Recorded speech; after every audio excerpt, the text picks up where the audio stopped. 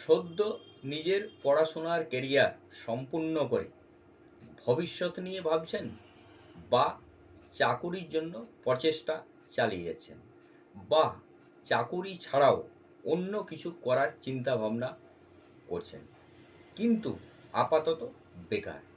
আর অনেকেই এই সময়টাতে নিজের পরিবারের বা মা বাবার কাছে হাত খরচের টাকাটা চাইতে লজ্জা পেয়ে থাকেন।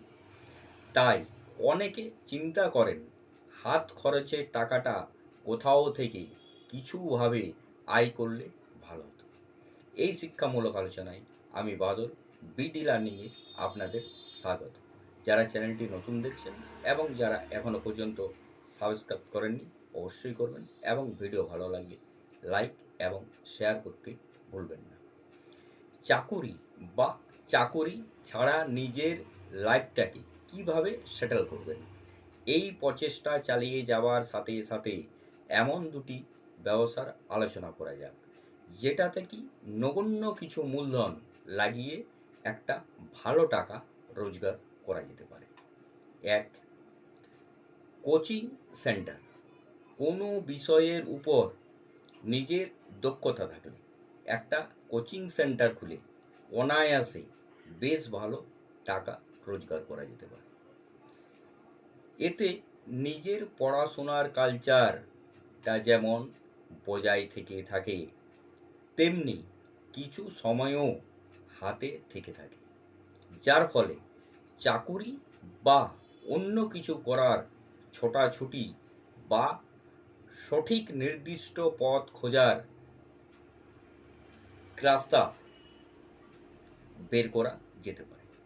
কিন্তু এই ব্যবসা প্রফেশন শুরু করার সময় মাথায় কিছু নির্দিষ্ট বিষয় রাখা দরকার।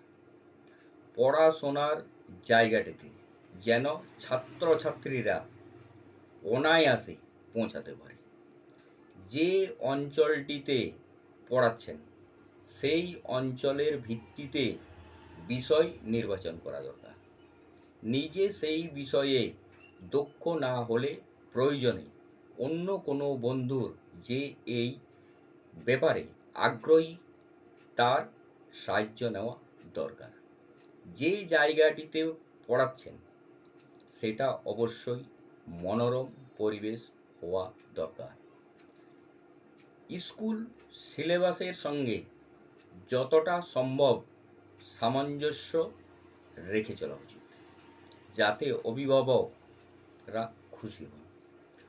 বড় স্কুল কলেজ এর বাইরে নিজের প্রতিষ্ঠানের জন্য লিফলেট বিলি করা উচিত, এবং মাইনের ব্যাপারে অত্যন্ত ভেবেচিন্তে সিদ্ধান্ত নেওয়া দরকার। 2, টিফিন সার্ভিস। যদি কেউ রান্নায় পারদর্শী হয় বা পরিবারের কাউকে কাজে লাগিয়েও এই কাজ করা যেতে পারে, তবে শুধু খাবারের স্বাদই নয়, আরও কিছু মাথায় রেখে এই ব্যবসা করা যেতে পারে। এমন এলাকা চিহ্নিত করা দরকার যেখানে লোকের সংখ্যা বেশি। কোনো মেস বা অফিসের কাছাকাছি এই ব্যবসা শুরু করলে লাভের সম্ভাবনা বেশি হতে পারে। খাবারের গুণমান সঙ্গে কোনো আপোষ করলে চলবে না। ডেলিভারি করতে হলে সময় মতো ডেলিভারি করতে হবে।